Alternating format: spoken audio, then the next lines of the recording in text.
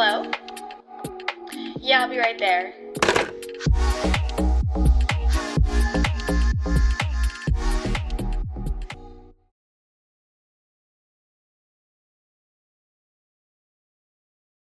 Hey everyone, welcome back to the Jersey Girl Podcast. I'm Madison, your host, and this is our first episode of season 3 where we're doing the Where Are They Now series. Yes, I'm so excited to be back on. How are you? I'm doing great, and I'm so excited to have you back on because I feel like this episode obviously was my best performing episode I ever did, and it was really crazy because it was just over like audio. We didn't see each other, we didn't Zoom or anything. We had never met before, I don't think. Never. Yeah. The first time we met, I think, was at your 3-year part, or your 1 year, how was it, 3 years, 1.5? Yeah, 1 year, or 1.5 year party, yeah. That was so much fun. I know. There was a lot of different things I played. That photo booth was my favorite thing in the entire world. Literally same. I'm like, I need to hire that guy for my wedding because that was like my favorite thing ever. It was like the glam Kardashian, like black and white aesthetic. It was so much fun. And then the Shake Shack you got. And I think I still have my bracelet from that event too on my wrist still. I love it. I'm all stacked up now. And now I work for you. I know. Which is so much fun. I know, like insane how things come full circle. Like we met, and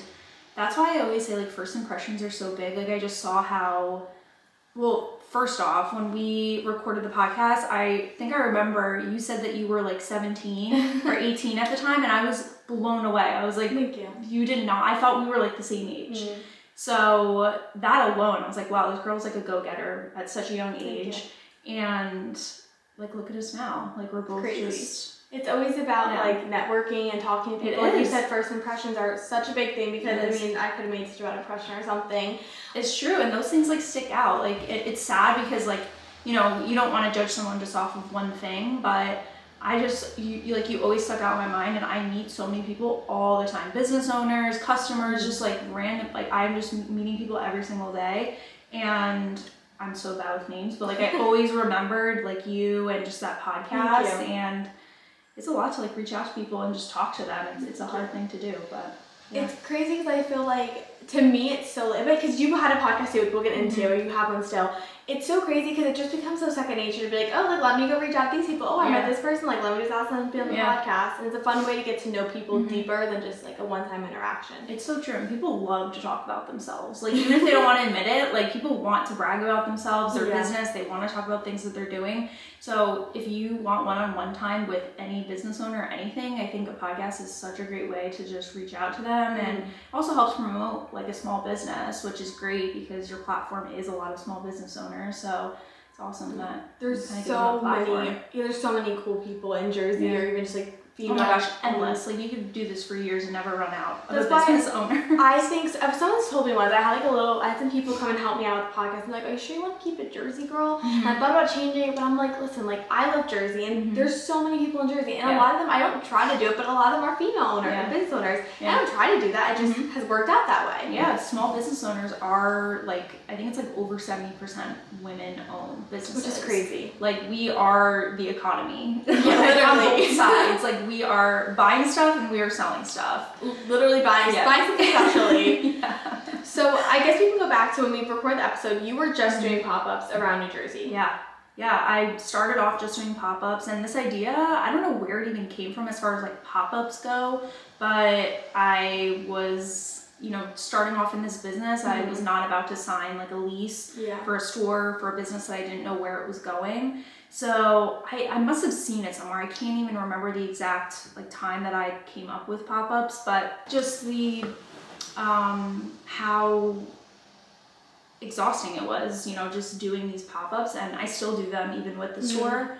But it is a really interesting business model. Do I think it's sustainable for like an entirety of a business? I think it's good for like a side hustle. Like if you want to have a business as a side hustle and you just want to do pop-up events, there's no overhead. It's very easy. There's very low risk in it. But as far as growing a business, I don't think you can do that forever and actually like grow a business. You need a brick and mortar, you need a place to put your roots down, and also just to be able to offer more things. And that's kind of where my breaking point was. I was like, okay, I love doing the pop-ups, it's great for my business, but I need something a little bit more. And you know, I saw the success with the first store, and I'm hoping to replicate that and grow it even more, and we're gonna do that in the space. So how did you find this space we're in now? Well, it literally took me a year. I closed the lease, or I ended the lease on the last store in February of last year, so February 2023, and it's now November 2024, and I just signed the lease for this place. So it took me almost a year. Just the market was not good for the space that I needed, the price range, the location. It was kind of like this perfect storm because I wasn't willing to like settle for something. And also I wasn't willing to take on like a huge risk as far as like monthly rent goes. So it was this kind of game of like, I want a nice place, but I don't want to pay for it, but I need to, you know, it needs to be in a good location. So I think I finally found that mix. So the store it's in Mendham, New Jersey, and it's a cute little size. It's just what I needed, nothing too big. And yeah, I love it. I feel like owning a store is so crazy when you really think about it. And like, especially when you're a business owner, you take risks, but there has to be a line to the risk taking you're doing too. Definitely. It's like smart risk taking. And some people, I mean, I look at their business models and I'm like, wow, like that's crazy that they would just go for that, and all the best to them. But I think there's a smart way to go about risk taking, and you get better at it as you take more risks. Like even the first risk for me was investing in this business. I put I think like between $5,000 and $10,000 into this business starting off, and that was my first risk I ever took. And then you just keep adding more and more. But you get better at it. You start to trust yourself more. You learn from experience and mistakes. You learn from other people's mistakes just from talking to other business owners. I've learned so much. But yeah, you really just learn to trust yourself, and it's not something that everyone has. Not everyone is meant to be a business owner. Yeah. But if you have that desire and that feeling, I think it's important to go for it because it's just fun and it's exciting to work for yourself. And I don't think I've even fully grasped like having a store. Like to me it just feels normal. It doesn't feel like anything crazy. And then I talk to people or I tell people what I do and they're like, wow, that's so cool, because it's kind of against what you're taught in school and the traditional going to college and get a job. And I don't know, it's an exciting venture to be on. And I feel like, as I said earlier, when you're just doing it, you're in the rhythm. It's like you forget what you're doing is so crazy and so cool, and you've worked so hard. Like it's like, okay, I podcast every day. Oh yeah, I do social media. Like, oh yeah, like I own a store. Like it just it becomes so routine to you that you're like, wait, I actually did that. I know, and I try and stop sometimes and be grateful because I know what it's like to work. I used to work at a hospital for 12 hours a day, and I was absolutely miserable. So I try to remind myself, like, you're doing all this for a reason, and you're doing all this so that you don't have to go back to a normal job. But yeah, I hope that I can continue with this because it's been a fun 3 years so far. And during the 3 years since we talked, you've opened another side hustle. Yeah.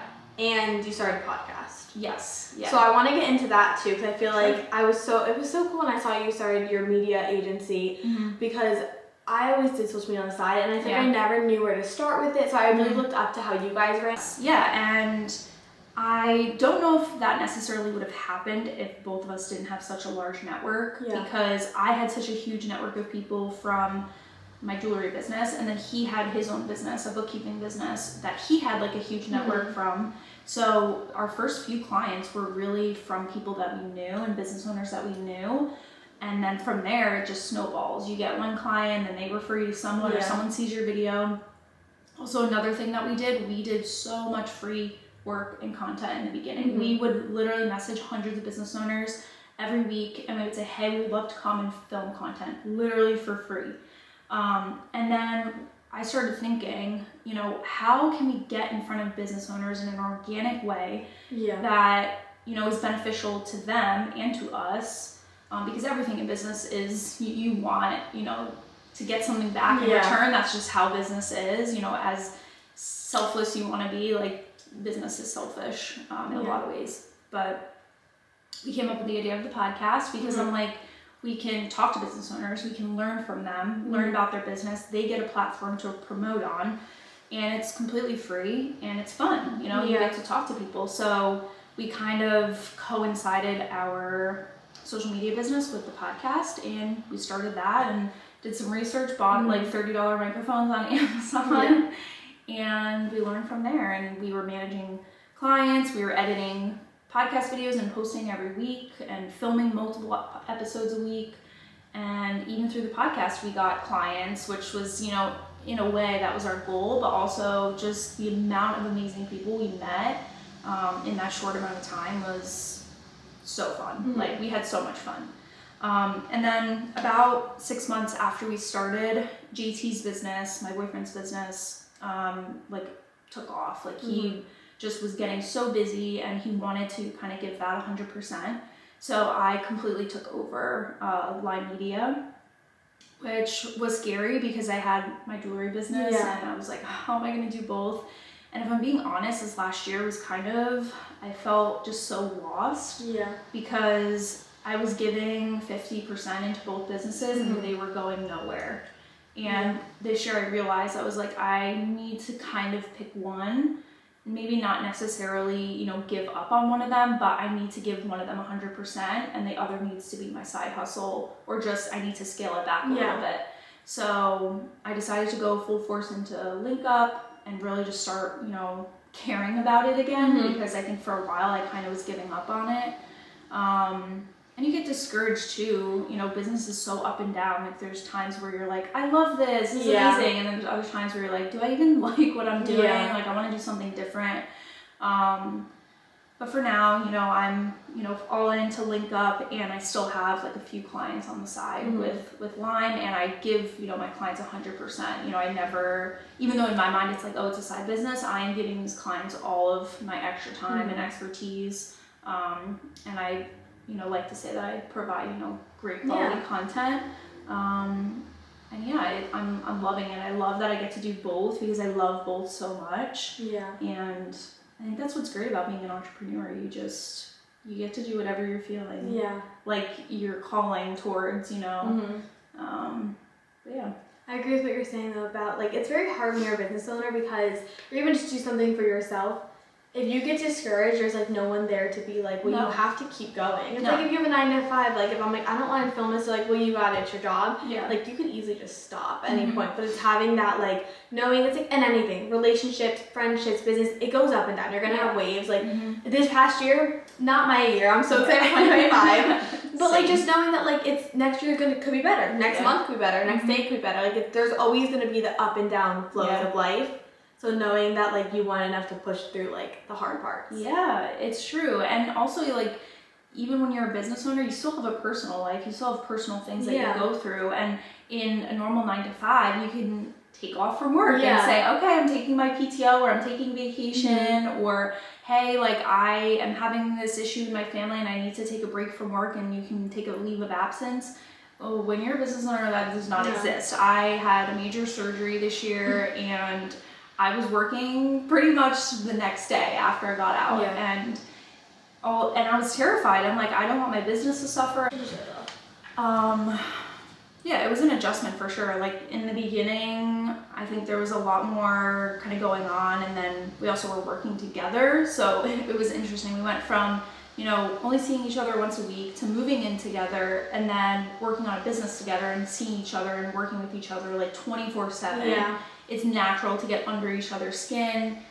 Me and him have very different styles of doing things and working. So we learned also that very quickly, that, you know, the way that I do things isn't necessarily the way that he does things. And, you know, we had to, you know, ask each other, oh, is this okay? Can I do this? Whereas when you're working for yourself and by yourself, you know, you make all the decisions. You don't have to like run it by anyone. So that was really interesting. I think overall we did well. But it was a learning experience for sure. And the next time we own a business together, which I'm sure we will at some point, we'll kind of go into it with a little bit of experience, which is nice. How do you manage all the businesses you own? Because obviously now you run Line Media, you have Link Up, you know, your Studio by Jay. How do you, like, do you have a set, like, calendar and schedules, or kind of just like, whenever you have time, and you're like, I'm just going to work on this now? Yeah. It's so interesting because I think you said it earlier, that you don't have anyone telling you what to do. So As far as like waking up on a consistent schedule, I wish I could say that I do follow a strict schedule, but I don't know why I don't really work well that way. Yeah. I like the freedom to do whatever I want. So my days look so different every single day. I mean, I have some consistent things that I have to do no matter what, but other than that, I am doing something different every single day. Some things that I try and do is I'll wake up and I'll usually kind of make a list for myself. Yeah. Or else the list is just kind of floating in my head, and then I either forget things or I don't do something on time, or I just forget to do something. So I'm usually make a list as soon as I wake up or the night before. And that's kind of like my rough schedule for the day. Yeah. Try to get a workout in there, usually in the morning, and then I try to work on Lyme stuff during the week, and I use a scheduling system, so it's not like I'm making and posting things the day of. It's kind of like I'm batch filming and then batch editing and then scheduling stuff out. I'm meeting with clients to film, or I'm talking with clients to go over like their content for the week or the month. I'm sending out engagement letters or emails to kind of reach out to new clients. So I try and usually get that done during the day. And then as far as the night goes, that's usually my link up time, where I either have an event or I'm going to the store to film content, or I'm editing content for link up.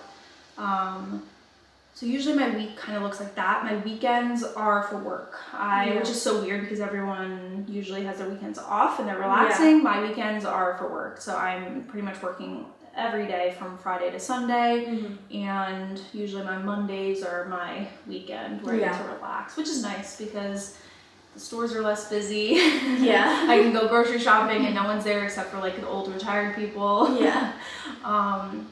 But yeah, it's been interesting creating my schedule. I think one thing I want to improve on in the new year is waking up a little bit earlier, because I've been kind of sleeping in until like 8:30 because I don't have to go anywhere. Yeah. And I've gotten into this habit of like doing work on my phone in bed right when I wake up, and then I'm like in bed until 9 o'clock, but like I'm working. So I'm like, oh, it's not that bad. But no, that's no way to be productive. But the hard part is when your job is on your phone, like, or your computer. You should see my screen is horrible. It's so bad. It's like, really bad. What else am I It's supposed hard to to do? find balance too, because I'm like, okay, I want to go on my phone for fun, but then I'm like constantly looking at like content for inspiration, and then I'm answering email. Like, it just never ends. It never stops. People email you at any time of day. It's the phone. I wish I could say that I could get better with that, but like you said, it's like your work is on your phone, so it's like, why not? Do? Yeah, and I feel like to what you were saying about the weekend, Tuesday through Thursday I have my internship, and then like I spend Monday, Friday doing a lot of like, and actually even not with the weekend, like Friday through Monday, I'm just doing homework, I'm doing content editing for myself, I'm scheduling stuff out for the week, like I really don't ever have a day of just like fully me. Even though I'm on